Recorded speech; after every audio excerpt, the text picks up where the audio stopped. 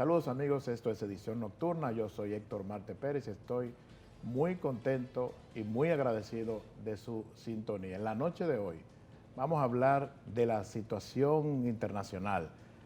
Vamos a tocar, esperemos que haya tiempo para tocar la situación de varios países, pero nos vamos a concentrar principalmente en Venezuela. Y para eso tenemos como invitado, como acompañante en el programa de esta noche al periodista Oscar Guedes. Bienvenido, Oscar. Muchas gracias, Héctor. Gracias, Oscar Guedes, creo que ha estado aquí antes. Sí, estuvimos la otra vez, estuvimos hablando antes de las elecciones de México, precisamente. Periodista venezolano, radicado aquí en República Dominicana y con mucho conocimiento de la realidad política internacional. Vamos a hablar de Venezuela, que por razones obvias es un tema que te toca de cerca y que además tú conoces la realidad de ese país. Comencemos con lo coyuntural, aunque luego entonces nos vayamos a la situación ya muy en sentido general, bien con un concepto más amplio de la realidad de lo que allá está sucediendo.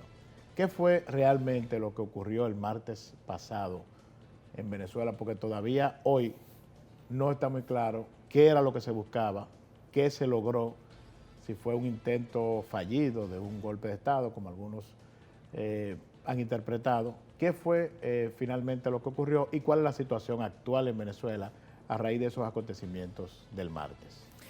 Bueno, lo ocurrido el martes en Caracas ha sido incluso difícil de entender. Bueno, dentro de Venezuela es casi imposible de comprender con claridad porque, bueno, los medios de comunicación tienen sus temas su sistema de censura interna, de censura previa.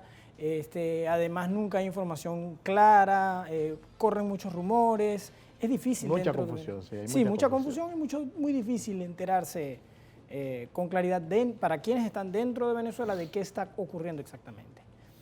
Visto desde afuera y visto ahora un poco en retrospectiva, yo creo que más que un intento de golpe de Estado, lo que hubo fue un intento de crear la impresión de que había un golpe de Estado, de que había un intento de golpe de Estado.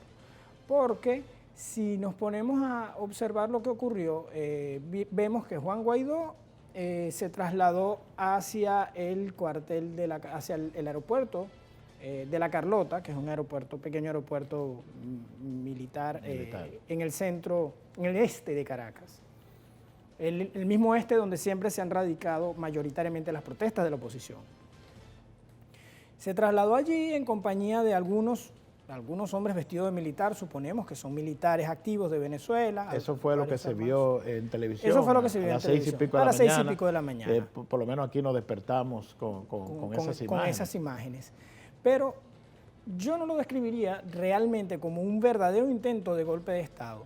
Porque, por ejemplo, nosotros los venezolanos vivimos en la década del 92 intentos de golpe de Estado. No sé si tú lo puedes recordar, en el año 92, con el que saltó a la palestra pública Hugo Chávez. Que protagonizó Chávez. Que fue el 4 de febrero del 92. Y del que fue víctima Chávez.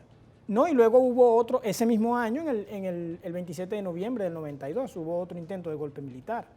Ese fue por parte de militares, principalmente de la Fuerza Armada, de la Fuerza Aérea. Después vino el de 2002 con Chávez. Entonces pero hay tres. Hubo tres, dos en la década del 90 y ese del 2002. En esos tres alzamientos militares hubo esfuerzos por llegar al poder. De hecho, en el de 2002 sacan a Chávez del poder y se lo llevan fuera del Palacio Presidencial y lo trasladan a la isla de La Orchila. Y en los del 92 hay imágenes que están en YouTube y todo de los tanques o de las tanquetas intentando entrar al Palacio de Miraflores. Pero en este caso, lo que vemos es un intento por crear la sensación, por generar la impresión de que había un alzamiento militar, pero no hubo ningún intento por llegar a Miraflores.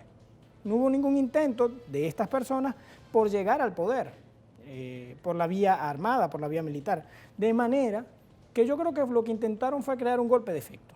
Dar un golpe de efecto, hacer creer a la población que había efectivamente un alzamiento militar, y que definitivamente generó confusión, incluso dentro del mismo gobierno. Pudimos ver que Nicolás Maduro no habló sino como 18 horas después, 12 horas después.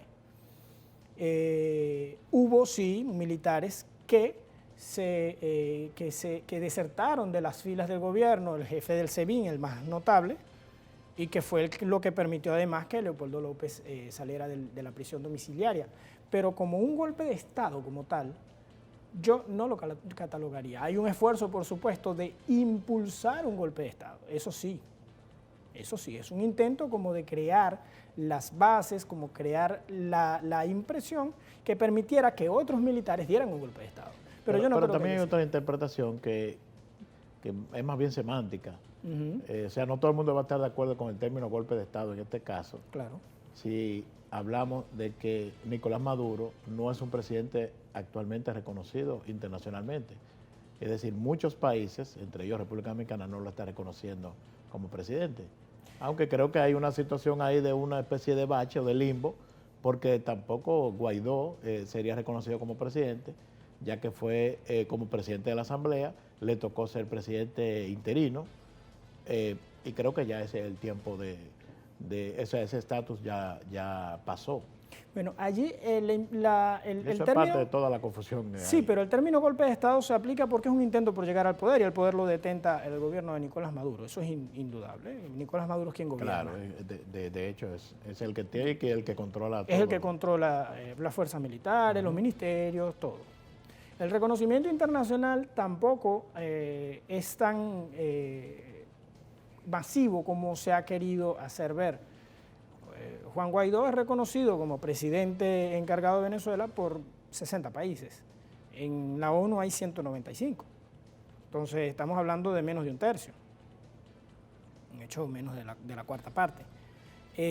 Lo que pasa es que esos países tienen poder militar y son vecinos algunos de Venezuela. Entonces eso allí sí crea un cierto clima de presión, pero realmente no ha sido masivo. Incluso la República Dominicana, como tú bien has dicho, dice que no reconoce al gobierno de Nicolás Maduro, pero mantiene relaciones diplomáticas abiertas, porque además la vía diplomática no hay por qué abandonarla nunca. Eso hay que tenerlo claro. O sea, no se le puede pedir, y la opinión pública y los opinadores, las personas que generan opinión pública en el país, deben tener en claro que aunque usted no reconozca a un gobierno, eso no significa que usted deba romper relaciones diplomáticas. Allí eso hay que manejarlo con cuidado y hay que tenerlo bien claro, porque la vía diplomática es lo último que se abandona. Incluso los países en guerra mantienen contactos. Aunque cierren embajadas, aunque cierren misiones diplomáticas, porque están en un conflicto militar declarado, mantienen vías de comunicación. Entonces, el hablar de golpe de Estado, yo sí creo, es decir, cuando digo que no es un golpe de Estado sobre Venezuela, lo que ocurrió en Venezuela, me refiero a que no fue un golpe de Estado militarmente poderoso como para amenazar el poder. Es decir, nunca estuvo en riesgo la No estuvo en riesgo presidencia nunca, de no Maduro. estuvo nunca en riesgo. De hecho, no pasaron de allí, de las puertas de la base militar de La Carlota. Tú dices que solamente se ha mencionado a un oficial importante que acompañó a Guaidó en ese momento. Que fue, por supuesto, muy importante, que era el director del SEBIN, que es el Servicio Bolivariano de Inteligencia. O sea, un cuerpo muy importante porque es la inteligencia del gobierno.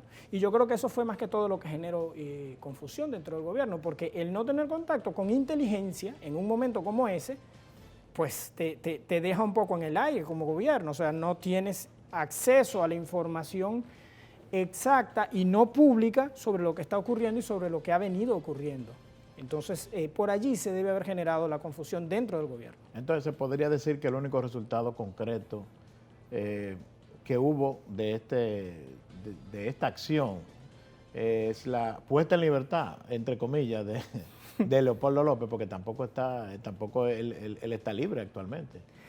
Sí, eso es una de las cosas. De hecho, yo me pregunto cómo él estaba mejor, si antes o después de que ocurriera. Él estaba tranquilo en su casa, ¿no? Guardando prisión domiciliaria. Entonces recibe un indulto de Guaidó, resulta que tiene que estar refugiado. Y en una sede diplomática, como estuvo mucho tiempo Julian Assange en Reino Unido, aunque las causas no son para nada similares, ni parecidas, ni se deben comparar los casos. Pero efectivamente, el mayor logro, bueno, no solamente ese, sino el reactivar a las personas, a los civiles que siguen, que mantienen las posiciones de oposición más radicales al gobierno. Yo creo que eso fue, de hecho, yo creo que esa era la meta de ese movimiento. Yo creo que la meta era reactivar las protestas contra el gobierno, porque si nos ponemos a mirar lo que ha sucedido del 23 de enero para acá, que es cuando Juan Guaidó se autoproclama como presidente en una movilización en Caracas, del 23 de enero hasta acá, esa oposición ha tenido momentos de protestas, por ejemplo, las del 23 de febrero, con el concierto en Colombia y bla, bla, bla, pero luego se vinieron a menos y estaban en las últimas semanas, si nos ponemos a mirar el escenario político, estaban en horas muy bajas. El movimiento opositor estaba perdiendo protagonismo político dentro de Venezuela en las últimas semanas, y yo creo que esa era más que todo el objetivo, reactivar sus fuerzas de calle. Bueno, de hecho ha habido momentos en que uno, por lo menos desde aquí, con las limitaciones que se tienen, uno percibe que va a haber un desenlace y no se produce. Vamos a seguir hablando de la situación actual de Venezuela y de otros temas internacionales cuando regresemos después de una breve pausa.